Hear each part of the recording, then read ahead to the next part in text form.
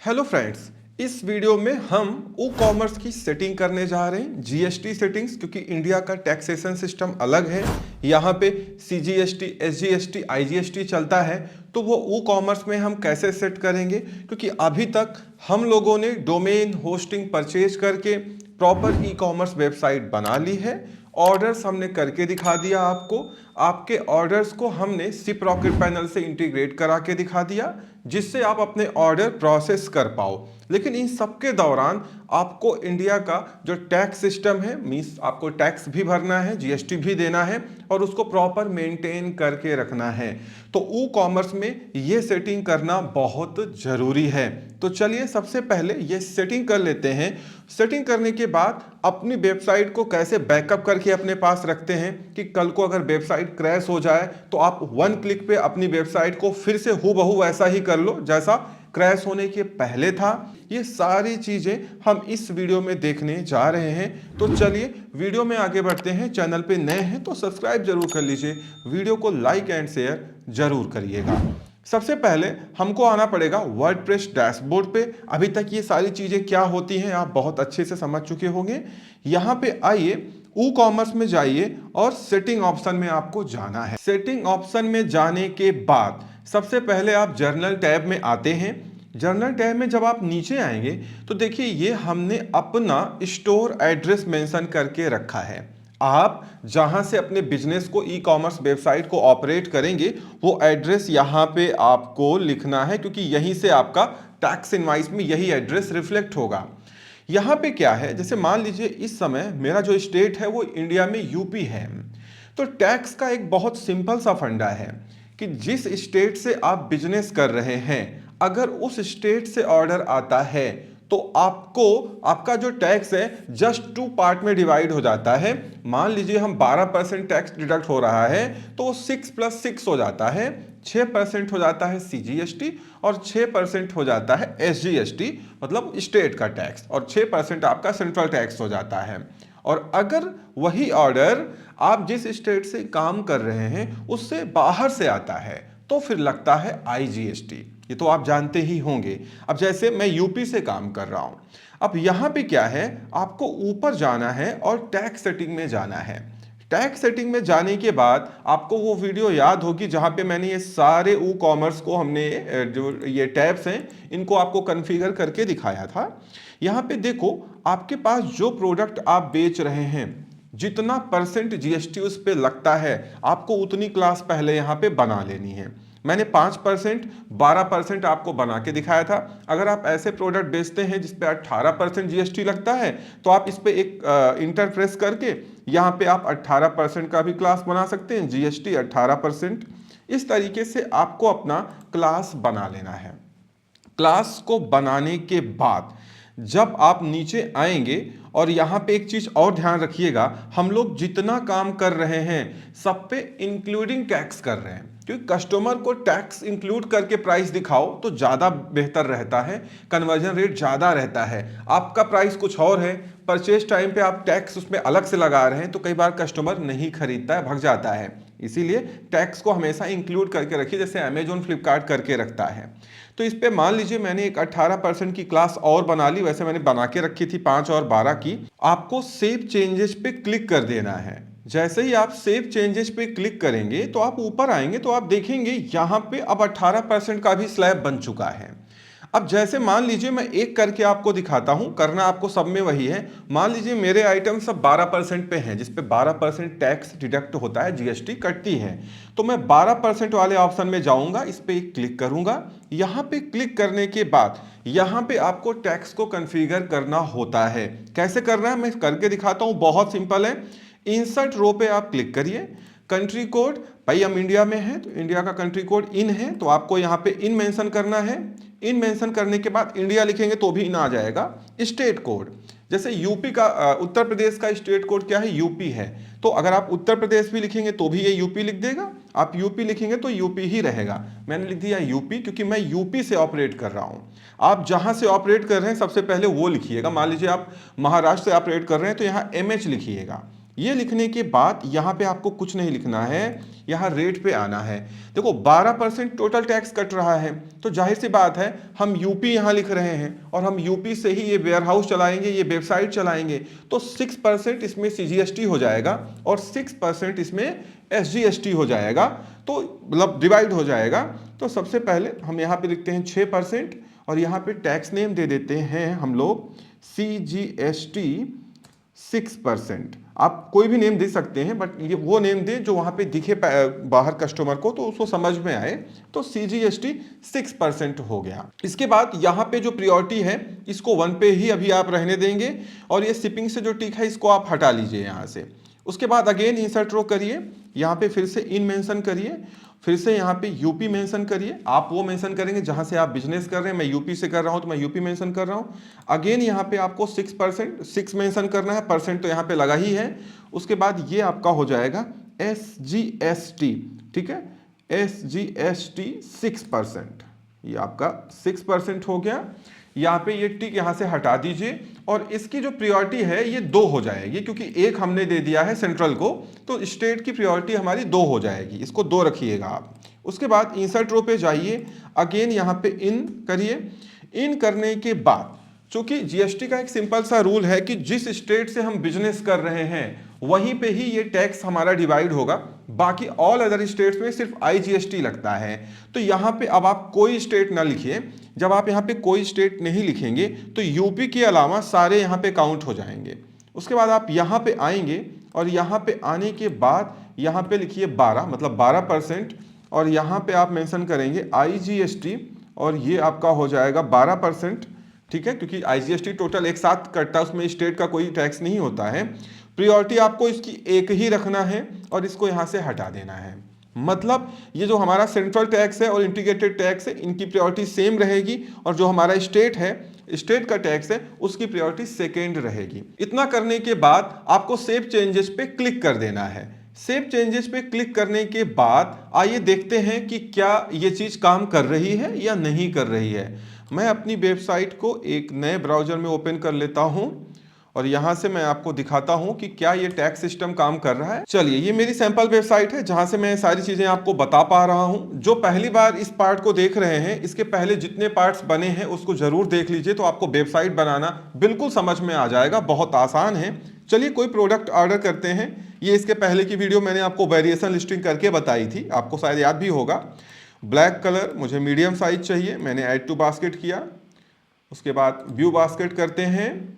अब यहाँ पे एक आइटम मैंने पहले से ऐड करके रखा है, इसको चलिए हटा देते हैं यहाँ से, या आप रहने देते, कोई प्रॉब्लम नहीं है, मुझे करके दिखाना है टैक्स आपका। उसके बाद कूपन, अभी हमने कोई कूपन क्रिएट नहीं किया है कस्टमर के लिए। चेकआउट ऑप्शन पे जाते हैं और जब चेकआउट ऑप्शन में जाएंगे तो यहाँ पे हम अपना एड्रेस मेंशन करेंगे। देखिए इस समय यहाँ पे जो स्टेट मेंशन है, मैंने तो करके रखा है वेस्ट बंगाल। वेस्ट बंगाल जो है वो यूपी से बाहर का स्टेट है, तो वहां पे क्या कटेगा, आईजीएसटी कटेगा। तो आप देखिए इस 399 में आपका ये लगभग 43 रुपए टैक्स है, और वो कौन सा है, आईजीएसटी है।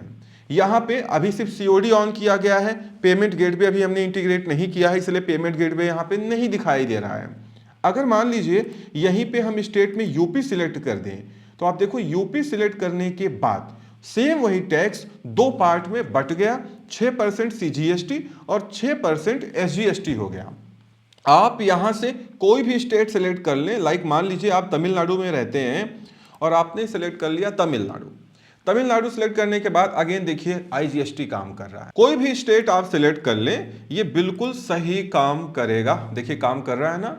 आई होप आपको समझ में आ गया होगा कि टैक्स को हम कैसे कॉन्फ़िगर करते हैं ई कॉमर्स में, क्योंकि ई कॉमर्स से ही आप अपनी पूरी टैक्स इनवाइस एक क्लिक पे डाउनलोड कर सकते हैं और उसको टैक्स या जीएसटी में रिपोर्ट कर सकते हैं। तो कम से कम इनवाइस तो सही कटनी चाहिए ना। तो इसलिए इस तरीके से ये पूरा काम किया जाता है। अभी मैंने 12% कॉन्फ़िगर किया है, तो ये काम हो रहा है। क्यों? क्योंकि ये जो प्रोडक्ट है जो मैं अभी खरीद के आपको दिखा रहा हूं, ये प्रोडक्ट 12% स्लैब पे है। ये वाला जो भी मैंने अभी परचेज किया है ये। क्यों? क्योंकि होता क्या है कि आप जितनी क्लास यहाँ पे बनाएंगे, अब से मतलब मान लीजिए 12% का है, तो 12% की क्लास मैंने कॉन्फ़िगर कर ली। सेम यही कॉन्फ़िगरेशन आपको अब 18% पे जाना है। अगर आप 18% का प्रोडक्ट बेचते हैं तो आपको सेम यही 3 रो इंसर्ट करके 9+9 और IGST में 18 कर देना है। ऐसे ही अगर 5% का है तो 2.5 SGST, 2.5 CGST और 5% IGST। तो आपको यहाँ पे सारे अपने टैक्स को कॉन्फ़िगर कर लेना है, तो वो आपका WooCommerce की जो आपकी वेबसाइट है वहां पे काम करने लगेगा। तो इस तरीके से टैक्स की सेटिंग की जाती है, क्योंकि आप जितनी क्लास यहां पे बनाएंगे, जिस समय आप प्रोडक्ट की लिस्टिंग करते हैं, मैंने आपको करके दिखाया ही था, जिस समय आप प्रोडक्ट की लिस्टिंग करते हैं वहां पे आप सिलेक्ट करते हैं ना कि इस पे कितना टैक्स कटना है, और यहां से आपने टैक्स सेटिंग कर ली तो वो हो जाएगा। जैसे मैं अभी ये टी शर्ट परचेज कर रहा था, तो अगर मैं इस एडिट ऑप्शन में जाऊं और आपको दिखाऊं कि इसमें हमने कौन सा टैक्स स्लैब चूज किया है, तो देखो हमने टैक्स क्लास कौन सी चूज की है, इसमें 12% चूज की है। अभी हमने WooCommerce में 18 ही बना दिया ना, तो यहां 18 भी आने लगा है। अगर मैंने इसको 18 कर दिया मान लीजिए, और 18 करके यहां पे ऊपर सेव चेंजेस क्लिक कर दिया, मतलब अपडेट कर दिया, तो अब क्या है, अभी 18% पे हमने टैक्स कॉन्फ़िगर नहीं किया है, तो वहां पे टैक्स नहीं दिखाया जाएगा जब तक आप उसको कॉन्फ़िगर नहीं करेंगे। तो ये सिस्टम इस तरीके से पूरा काम करता है। आई होप आपको समझ में आ गया होगा। कुछ लोगों को ये है कि मान लीजिए आप वेबसाइट पे काम कर रहे हैं, आज आपने कोई काम किया, उसके बाद वेबसाइट आपकी अच्छी चल रही है, कल आप काम करने बैठे, कुछ ऐसा हो गया कि वेबसाइट क्रैश कर गई या प्रॉब्लम आ गई, तो होस्टिंगर, चूंकि मैंने होस्टिंगर के थ्रू ये सारी चीजें आपको करके दिखाई हैं, तो होस्टिंगर में एक 1 क्लिक का ऑप्शन आ गया है, जिससे एक ही क्लिक में आपकी वेबसाइट सेम उसी स्टेट में पहुंच जाएगी जिस स्टेट में वो एक दिन पहले थी। अगर आप ये नहीं चाहते हैं कि आज जो मैंने काम किया वो उसमें रिफ्लेक्ट हो, तो आप एक क्लिक पे अपनी वेबसाइट को पिछली स्टेट में, मतलब प्रायर स्टेट्स में पहुंचा सकते हैं। कैसे? आपको जाना है होस्टिंगर सी पैनल पे, मैंने लॉगिन करके रखा है। ये क्या है?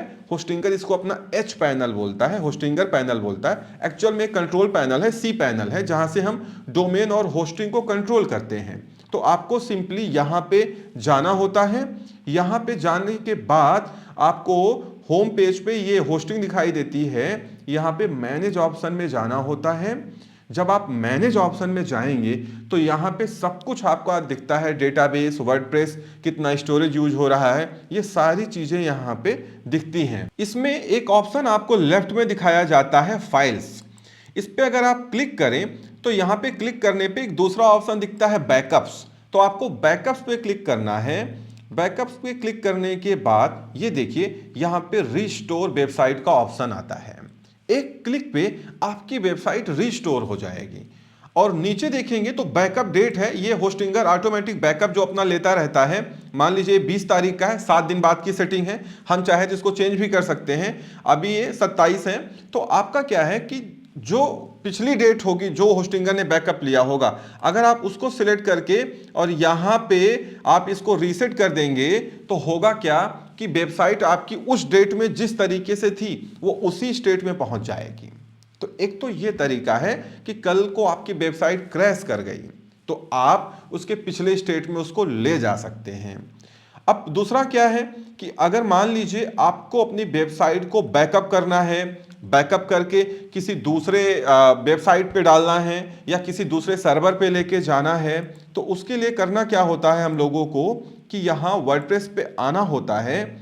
यहाँ पे आने के बाद आपको एक फ्री प्लगइन मैं बताता हूँ, जिससे आप अपनी पूरी वेबसाइट का बैकअप अपने पास में रख पाएंगे, अपने सर्वर पे रख पाएंगे, अपने डेस्कटॉप या कंप्यूटर पे रख पाएंगे, और जब चाहें आप उन सारे बैकअप को अपलोड करके सेम हूबहू वही वेबसाइट पा सकते हैं।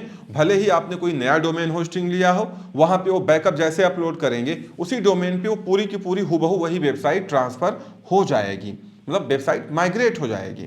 कैसे करते हैं? आपको प्लगइन में जाना है, ऐड न्यू प्लगइन में जाना है। यहां पे आने के बाद आपको एक प्लगइन सर्च करना है, अपड्राफ्ट प्लस। ये काफ़ी अच्छी प्लगइन है, फ्री में ही काफ़ी काम करके दे देगी आपको प्रो वर्जन लेने की ज़रूरत नहीं होती है। अपड्राफ्ट प्लस आपको लिखना है, उसके बाद आपको सर्च करना है। जैसे ही आप सर्च करेंगे ये देखिए ये वाली जो प्लगइन है, WordPress backup and migrate plugin, ये आपको इंस्टॉल कर लेना है। इंस्टॉल करने के बाद जैसे ही ये इंस्टॉल हो जाए, इसको आपको एक्टिवेट कर देना है, क्योंकि बहुत सारी प्लगइन है मार्केट में जो आपके वर्डप्रेस वेबसाइट का बैकअप आपको देती हैं और उसको रिस्टोर कराती हैं, but updraft plus is one of the best. ये काफ़ी अच्छा है, तभी आप देखो इसके कितने ज़्यादा 3+ मिलियन एक्टिव इंस्टॉलेशन है। अब इसको हम एक्टिवेट कर देंगे। एक्टिवेट करने के बाद अब ये जो प्लगइन है ये एक्टिवेट हो जाएगी, और जब ये एक्टिवेट हो जाएगी तो अब आपको कहाँ जाना है, आपको सिंपली ये तो बंद कर देते हैं, अब आपको एक बार रिफ्रेश करना है। उसके बाद आपको जाना है सेटिंग ऑप्शन में। जब आप सेटिंग ऑप्शन में जाएंगे तो यहाँ पे नीचे एक नया ऑप्शन आ जाएगा, अपड्राफ्ट प्लस बैकअप। आपको अपड्राफ्ट प्लस बैकअप पे क्लिक करना है। जैसे ही क्लिक करेंगे आपके सामने ये पेज ओपन होके आ जाएगा। यहाँ पे आप ऑटोमेटिक शेड्यूल भी लगा सकते हैं बैकअप का, या अपने हिसाब से आप बैकअप यहाँ पे ले सकते हैं। मान लीजिए मैं आज की डेट में इसको बैकअप नाउ पे क्लिक करता हूं, तो जैसे मैं बैकअप नाउ पे क्लिक करूंगा यहाँ पे ये चीजें आप दोनों टिक कर दीजिए। ठीक है, बैकअप के लिए फाइल भी चाहिए, हमको डेटाबेस भी चाहिए, क्योंकि ये पूछता है ना। तो चूंकि आप जब कंप्लीट बैकअप लेंगे ना तो इसमें 5 फाइलें होती हैं बेसिकली। उसमें डेटाबेस भी है, प्लगइन भी है, थीम भी है, अदर भी है, अपलोड भी है, वो सारी फाइलें होती हैं। तो आपको दोनों पे टिक रखना है। उसके बाद यहाँ पे आप चाहें अगर आप इसको टिक कर देंगे तो ये ऑटोमेटिक आपके बैकअप को ट्रैश में नहीं डालेगा जब तक आप उस बैकअप को यहाँ से आके डिलीट नहीं करेंगे। तो मैंने इस पर क्लिक कर दिया और मैं बैकअप नाउ पे क्लिक कर देता हूँ। अब देखिए यहाँ पे अभी तक मैंने जितना काम किया है, जितनी लिस्टिंग की है, जो कुछ भी किया है वो सब ये बैकअप करने लगेगा। जब ये बैकअप हो जाएगा तो यहीं पे नीचे आपको वो दिखाई देने लगेगा। अब देखिए ये बैकअप फिनिश हो गया। बहुत तेजी से बैकअप किया इसने, क्यों? क्योंकि बहुत लाइट वेबसाइट है, मैंने ज्यादा कुछ तो लिस्टिंग की नहीं, मैं तो सिर्फ आपको करके दिखा रहा हूं। तो आप देखिए यहाँ पे इसने ये 5, अभी यहाँ पे 6 फाइलें हो गई। कभी कभी ऐसा होता है 6 हो जाएंगी, 7 हो जाएंगी, बट ये जितनी हैं। अब आपको अगर इसको डाउनलोड करना है तो आपको करना ये है कि आपको 1 बाय 1 इन सब पे क्लिक करना है। Database, plugin, theme, upload, must use plugin, others. अब ये पूरे 6 के 6 जिप फाइल में डाउनलोड हो जाएंगे आपके डेस्कटॉप पे, डाउनलोड फोल्डर में। अब पूरे ये 6 के 6 आपको अपने पास किसी फोल्डर में सेव करके रख लेना है। ठीक है, ये फ्यूचर में कभी आपको काम आएगा। मान लीजिए आप कोई नया डोमेन लेते हैं ई कॉमर्स के लिए और आप चाहते हैं कि हूबहू यही सारी चीज वहां डोमेन पे भी दिखने लगे, तो आप वहां पे जाके और यही अपड्राफ्ट प्लस प्लगइन वहां पे इंस्टॉल कर दीजिएगा। जब आप वहां पे इंस्टॉल कर देंगे ये प्लगइन, तो यहां पे देखिए अपलोड बैकअप फाइल का ऑप्शन आता है। जब आप अपलोड बैकअप फाइल पे क्लिक करेंगे इस पे, तो यहां पे ये पूरी 6 की 6 फाइल एक साथ सिलेक्ट करके, पूरी एक साथ सिलेक्ट करके 6 की 6 अपलोड कर दीजिएगा। जैसे ही अपलोड करेंगे आप वो सेम, वो जो आपका वर्डप्रेस है, जो वेबसाइट है, हूबहू सेम ऐसा ही हो जाएगा। और वो वेबसाइट जो आप नई बना रहे हैं या पुरानी है, हूबहू ऐसे ही हो जाएगी, सेम ये चीज वहां पे ट्रांसफर हो जाएगी। बात समझ रहे हैं? तो इस तरीके से ये पूरा सिस्टम काम करता है। अगर आपको नहीं भी ट्रांसफर करना है तो बीच बीच में वेबसाइट का बैकअप लेके अपने पास जरूर रख लें, कि कल को आपके वेबसाइट के साथ कुछ गड़बड़ हो जाए तो कम से कम आपने जितनी मेहनत की है वो आपके पास रहे, तो कि आप आराम से उसको एक क्लिक पे ट्रांसफर कर सकते हैं। तरीके बहुत हैं बैकअप लेने के, ये वन ऑफ द बेस्ट है। बाकी बहुत सारे शॉर्टकट्स भी हैं, वो कभी हम आगे डिस्कस करेंगे। तो इस तरीके से आप अपनी वेबसाइट का बैकअप ले सकते हैं, बाद में उसको अपलोड करके आप ये सारा काम कर सकते हैं। उसके बाद एक बड़ा इशू आता है कुछ लोगों के साथ में, कि वो चाहते हैं कि वो जिस वेबसाइट पे काम कर रहे हैं, मान लीजिए आपने मेरी कोई वीडियो देख ली वेबसाइट बनाने की, अब आप सोच रहे हैं कि आप मेरे जैसे वेबसाइट बनाएं जैसे मैं कर रहा हूं, स्टेप बाय स्टेप आप वही चीज फॉलो करें, और आपने कहीं से 2-4 पेजेस बना के रखे हैं, तो आप उसको एक क्लिक पे पूरी की पूरी इरेज कर सकते हैं और आप वर्डप्रेस के होम पेज पे आ जाएंगे सिंपली। और उसके बाद जो मेरी पहली वीडियो है जहां से मैंने सारी चीजें बताई हैं, आप उसको फॉलो कर सकते हैं। उसके लिए सिर्फ आपको एक प्लगइन डाउनलोड करना होता है। वो प्लगइन मैं आपको डाउनलोड करके दिखाता हूं। ऐड न्यू प्लगइन पे आपको जाना है। यहां पे जाने के बाद एक प्लगइन है जो काफी पॉपुलर है, उसका नाम है WP रीसेट। आपको यहां पे सर्च करना है WP रीसेट, और सर्च करते ही ये प्लगइन आपके सामने दिखाई जाएगी, जो एक क्लिक पे आपकी पूरी वेबसाइट को रीसेट कर देता है। वो ये वाली प्लगइन है, ये वाली। आपको सिंपली इसको इंस्टॉल नाउ पे क्लिक करना है। एक बार ये इंस्टॉल हो जाए और जब आप इसको एक्टिवेट करेंगे, तो ये काफ़ी बेहतर काम करती है। मान लीजिए आपने एक दो पेजेस बनाए मेरी वीडियो देख के, या दो चार वीडियो कहीं और से आपने देख ली, वहाँ से एक दो पेज बनाए, फिर आपको नहीं, आप मेरे जैसा बनाना चाहते हैं, तो ये बहुत काम का है। यहाँ से इसको एक्टिवेट करेंगे। जैसे ही इसको एक्टिवेट करेंगे, WP रीसेट जो प्लगइन है ये आपके वर्डप्रेस पे इंस्टॉल हो जाएगी। इंस्टॉल होने के बाद आप देखिए ये आ गया। यहाँ पे ये टूल वाले ऑप्शन में चलते हैं। आपको कोई परचेज करने की ज़रूरत नहीं है, इसको खरीदने की ज़रूरत बिल्कुल नहीं है। आपको सिंपली लेफ्ट क्लिक करना है, वो हट जाएगा वहाँ से। यहाँ पे नीचे आएंगे, यहाँ पे नीचे आने पे ये देखिए, सिर्फ आपको करना ये है, यहाँ स्मॉल में आपको लिखना है रीसेट, और रीसेट लिख के बस रीसेट साइट पे क्लिक कर देना है। 1 मिनट में आपका सब कुछ इरेज हो जाएगा। जैसे आप पहली बार वर्डप्रेस अपनी वेबसाइट पे इंस्टॉल करके आते हैं और फिर वहां पे आप अपना थीम इंस्टॉल करते हैं या स्टार्टर टेम्पलेट इंस्टॉल करते हैं, जो मैंने पहले एपिसोड से बताया था, हूबहू सेम आप वही स्टेट में आ जाएंगे और सेम आप वही फॉलो करें जो मैंने पहले पार्ट से आपको बताना स्टार्ट किया है। तो ये प्लगइन वहां पे बहुत ज़्यादा इंपॉर्टेंस रखती है। एक क्लिक पे फ्री में आप रीसेट कर सकते हैं, बाकी कोई परचेज करने की आपको ज़रूरत इसको नहीं है, ठीक है, क्योंकि मेरा काम सिर्फ रीसेट करने का है। तो इस तरीके से ये प्लगइन काम करता है। साथ ही साथ WooCommerce में पेमेंट गेटवे जो हम इंटीग्रेट करने वाले हैं, उसके लिए हम सेटिंग ऑप्शन में जाएंगे। सेटिंग ऑप्शन में जाने के बाद हम जाएंगे कहां पे, पेमेंट्स ऑप्शन में, और यहां पे हम लोगों ने अभी सिर्फ COD ऑन करके रखा है। मैंने आपसे कहा था ना, बहुत सारे पेमेंट गेटवे हैं। रेजर पे इंडिया में अच्छा काम कर रहा है, पेयू भी अच्छा काम कर रहा है, लगभग 2% ये कमीशन काटते हैं, ठीक है, वो आप देख लीजिएगा। मान लीजिए आपको रेजर पे का प्लग ये चाहिए, पेमेंट गेटवे, तो सिंपली आपको यहाँ गेट स्टार्टेड पे क्लिक करना होता है। और जब आप यहाँ पे क्लिक करेंगे, वैसे आप कोई भी ले सकते हैं, यहाँ नीचे देखो डिस्कवर अदर पेमेंट प्रोवाइडर्स। मान लीजिए आप कहीं और जाना चाहते हैं किसी दूसरे पेमेंट गेटवे जो यहाँ पे नहीं है, तो यहाँ पे नीचे आप डिस्कवर पे क्लिक करके बाकी लोगों को भी देख सकते हैं। तो एक बार हमने रेजर पे क्लिक किया तो देखिए ये पेज यहाँ पे खुल के आ जाएगा, ठीक है ना। ये क्या है, ये WooCommerce का वो पेज है जहां पे हम इस जो हमारा ये पेमेंट गेटवे है, इसकी की को लाके इसमें इंटीग्रेट कर देंगे, तो हमारी वेबसाइट पे पेमेंट गेटवे चलने लगेगा। लेकिन की आपको तब मिलेगी जब आप एक अकाउंट बना लेंगे ना, साइन अप करेंगे। तो यहाँ पे देखो लिखा है कि आपको की लेने के लिए या तो रेजर पे में लॉगिन करना होगा, और अगर पहली बार आप रेजर पे जा रहे हैं तो आपको साइन अप करना होगा। तो फिर आपको साइन अप पे क्लिक करके रेजर पे अपना एक अकाउंट बना लेना है, और उसके बाद आपको वहां से की मिल जाएगी। मैं करके दिखा दूंगा आपको नेक्स्ट पार्ट में, मैं आपको हिंट दे दे रहा हूं। उसके बाद यहां पे लाके की कॉपी करिए, जैसे ही सेव चेंजेस पे क्लिक करेंगे आपकी वेबसाइट पे पेमेंट गेटवे काम करने लगेगा। जितनी पेमेंट आएगी वो रेजर पे के पास में जाएगी, वहां से अपना कमीशन काट के वो पेमेंट आपके बैंक अकाउंट में ट्रांसफर कर देंगे। तो इस वीडियो में इतना ही। उम्मीद करता हूं वीडियो पसंद आई होगी। Thank you so much for watching.